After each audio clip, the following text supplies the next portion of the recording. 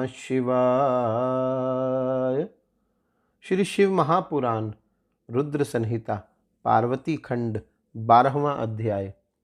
ब्रह्मा जी बोले, हे नारद, तदंतर शैलराज हर्षित होकर उत्तम फल फूल का समूह लेकर अपनी पुत्री के साथ भगवान हर के समीप गए। वहां जाकर उन्होंने ध्यानपरायण त्रिलोकीनाथ को प्रणाम करके अपनी अद्भुत कन्या काली को हृदय से उन्हें अर्पित कर दिया।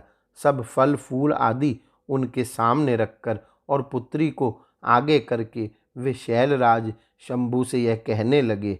हिमगिरी बोले, हे भगवन, मेरी पुत्री आप चंद्रशेखर की सेवा करने के लिए बड़ी उत्सुक है, अतः आपकी आराधना की इच्छा से मैं इसको लाया हूँ। यह अपनी 2 सखियों के साथ सदा आप शंकर की ही सेवा करेगी। हे नाथ, यदि आपका मुझ पर अनुग्रह है तो इसे सेवा के लिए आज्ञा दीजिए।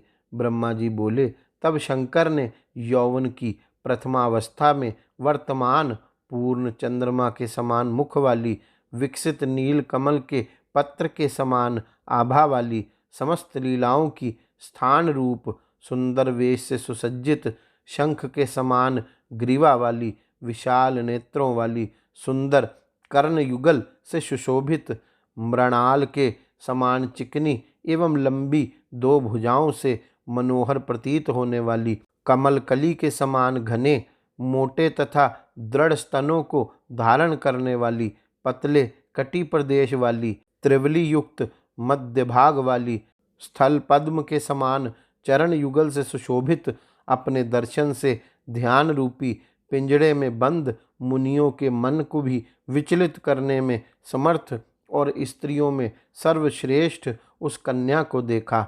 ध्यानियों के भी मन का हरण करने वाली, विग्रह से तंत्र मंत्रों को बढ़ाने वाली तथा काम रूपिणी वैसी उस कन्या को देखकर उन महायोगी ने शीघ्र दोनों नेत्र बंद कर लिए और वे अपने उत्तम परम तत्वमय तीनों गुणों से परे तथा अविनाशी स्वरूप का ध्यान करने लगे। उस समय सर्वेश्वर सर्वव्यापी तप करते हुए बंद नेत्रों वाले, चंद्रकला रूप आभूषण वाले, जटा धारण करने वाले, वेदांत के द्वारा जानने योग्य तथा उत्तम आसन में स्थित शिव को देखकर महात्मा हिमालय ने उन्हें प्रणाम किया। वे पुनः संशय में पड़ गए। इसके बाद वाक्य वेत्ताओं में श्रेष्ठ गिरीश्वर जगत के एकमात्र बंधु शंकर से यह वचन कहने लगे। हिमालय बोले, हे देवदेव, हे महादेव, हे करुणाकर, हे शंकर, हे विभो, आंखें खोलकर मुझ शरणागत को देखिए। हे शिव, हे शर्व, हे महेशान, हे जगत को आनंद प्रदान करने वाले प्रभु, हे महादेव, मैं संपूर्ण आपत्तियों को दूर करने वाले आपको प्रणाम करता हूँ। हे देवेश, वेद और शास्त्र भी आपको पूर्ण रूप से नहीं जानते हैं, क्योंकि आपकी महिमा वाणी तथा मन के मार्ग से भी सर्वथा परे है। सभी श्रुतियाँ भी आपकी महिमा का पार ना पा सकने के कारण चकित होकर नेति नेति कहते हुए सदा आपका वर्णन करती हैं।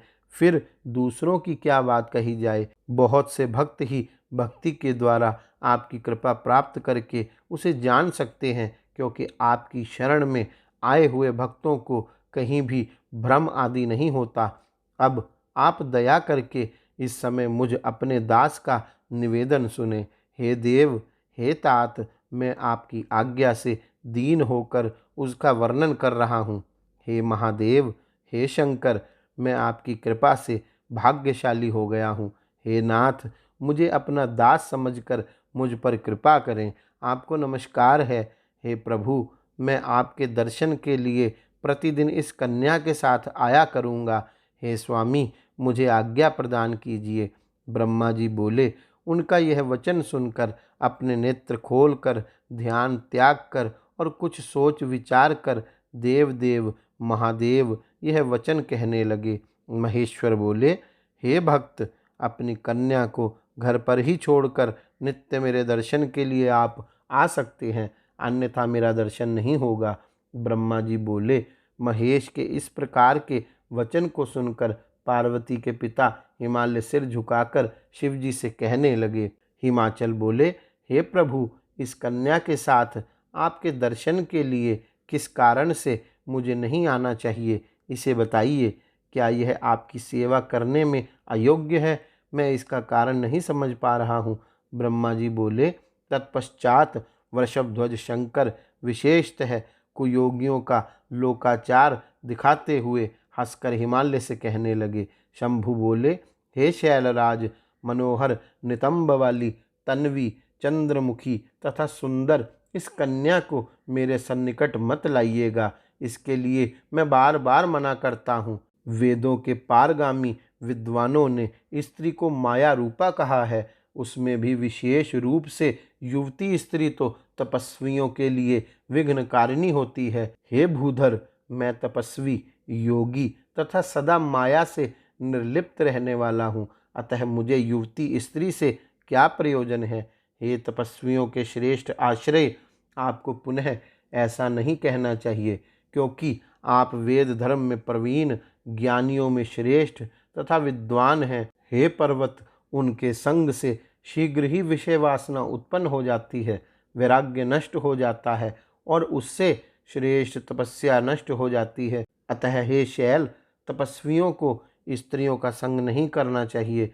वह स्त्री महाविषय का मूल तथा ज्ञान वैराग्य का नाश करने वाली होती है। ब्रह्मा जी बोले, हे नारद, इस प्रकार की बहुत सी बातें उन गिरिराज से कहकर महान योगियों में श्रेष्ठ महायोगी प्रभु महेश्वर चुप हो गए। हे देवऋषि, उन शंभु का यह सप्रहार रहित निरामय तथा निष्ठुर वचन सुनकर काली के पिता हिमालय विस्मय में पड़ गए और वे कुछ कुछ व्याकुल से होकर चुप हो गए। उस समय तपस्वी के द्वारा कही गई बात को सुनकर और गिरिराज को आश्चर्य में पड़ा हुआ विचार करके शिवजी को प्रणाम कर भवानी उनसे विशद वचन कहने लगी। इस प्रकार श्री शिव महापुराण के अंतर्गत द्वितीय रुद्र संहिता के तृतीय पार्वती खंड में शिव हिमाचल संवाद वर्णन नामक 12वां अध्याय पूर्ण हुआ।